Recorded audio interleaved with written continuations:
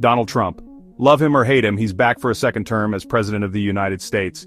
His inauguration for this, his unprecedented second non-consecutive term, was nothing short of a spectacle. It was a day filled with pomp, circumstance, and more than a little controversy.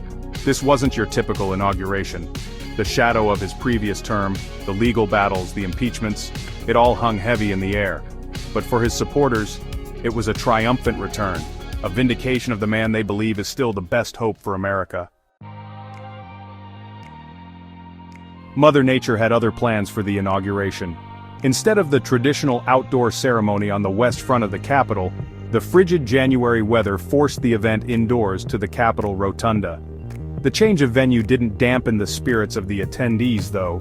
The Rotunda, with its grand dome and historical significance, provided a fitting backdrop for the transfer of power. January 20th, 2025. A day that will live in infamy? Maybe, maybe not. But it was definitely a Monday. And not just any Monday, mind you. This particular Monday happened to coincide with Martin Luther King Jr. Day. The juxtaposition was not lost on anyone. Critics saw it as a slap in the face to the legacy of Dr. King, while supporters argued it was a testament to Trump's commitment to all Americans. The ceremony itself was a who's who of American politics. Donald Trump, the man of the hour, took center stage, flanked by his vice president, J.D. Vance. Senator Amy Klobuchar, looking like she'd rather be anywhere else, led the Joint Congressional Committee on Inaugural Ceremonies. Justice Brett Kavanaugh, his face etched with the weight of past confirmation hearings, swore in Vice President Vance. And Chief Justice John Roberts, a man who's seen it all, administered the presidential oath of office to Trump. The ceremony began with a musical prelude by the University of Nebraska, Lincoln Combined Choirs, and the President's own United States Marine Band. Timothy Cardinal Dolan and Reverend Franklin Graham delivered the invocation, calling for unity and guidance for the new administration.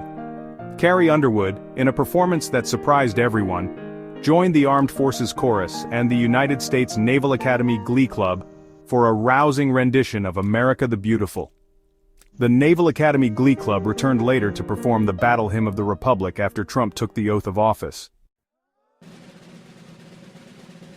Then came the moment everyone was waiting for: Trump's inaugural address. The content of the speech was classic Trump, a mix of boasts about his accomplishments, promises for the future, and thinly veiled jabs at his opponents. He touched on familiar themes: the economy, immigration, and America's place in the world. He vowed to make America great again, again, a slogan that drew cheers from his supporters. The inauguration ceremony was just the beginning of the festivities. That evening, Trump attended 3 inaugural balls: the Commander-in-Chief Ball, the Liberty Inaugural Ball, and the Starlight Ball. At each ball, he gave a short speech, danced with Melania, and rubbed shoulders with donors and dignitaries.